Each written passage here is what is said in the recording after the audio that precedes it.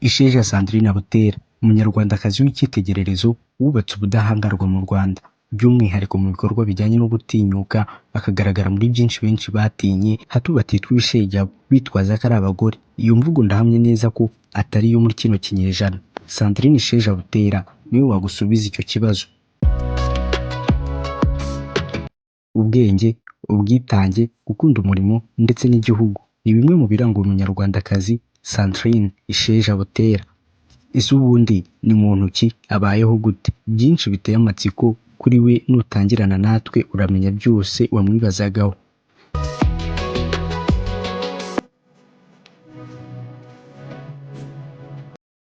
Mbahaye ikaze ku muyobozi wa RBA wungirije wagiriwe icyizere kubera ubwitange mu kazi ke.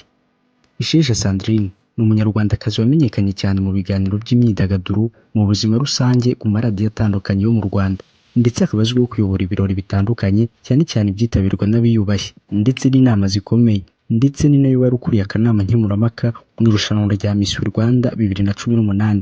Sandrine Isheja Butera ni umunyamakuru wakuriye radiyo zitandukanye, harimo radiyo Salus, Isango Star, Kiss FM.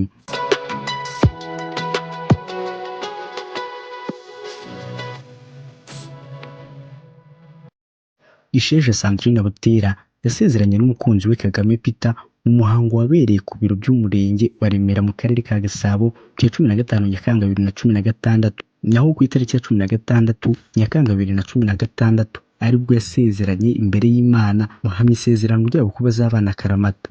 Aho magingo aya uyu munyamakuru ukunzwe ndetse wakoze kuri radiyo zitandukanye zirimo Salus, Isango Star ndetse na Kiss FM, kugeza kuri ubu ari kubarizwa kuri RBA nk'umuyobozi wayo wungirije, dore ko tariki ya 23 Kanama 2024 inama y'abaminisitiri yari iyobowe na Perezida wa Repubulika Paul Kagame yashyize mu myanya abayobozi barimo Isheja Butera Sandrine wagizwe umuyobozi mukuru wungirije wa RBA.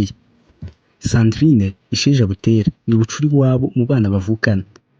Sandrine yize itangazamakuru n'itumanaho, asoza amashuri yo mu mwaka wa 2012. Sandrine yatangiye gukora umwuga w'itangazamakuru muri 2008. Kuri iri shuri yigaho kaminuza, Sandrine kandi yavugaga ko yakundaga ibiryo by'Abashinwa ndetse no koga, agakunda kandi umuziki cyane. Azwiho ko akunda amabara atandukanye, muri yo harimo umutuku, oranje n'icyatsi. Ikindi kandi Sandrine Isheja Butera akunda abantu bamusetsa cyane, akunda igihugu cye cy'u Rwanda kandi ntakunda abanebwe cyangwa abantu bamubeshya.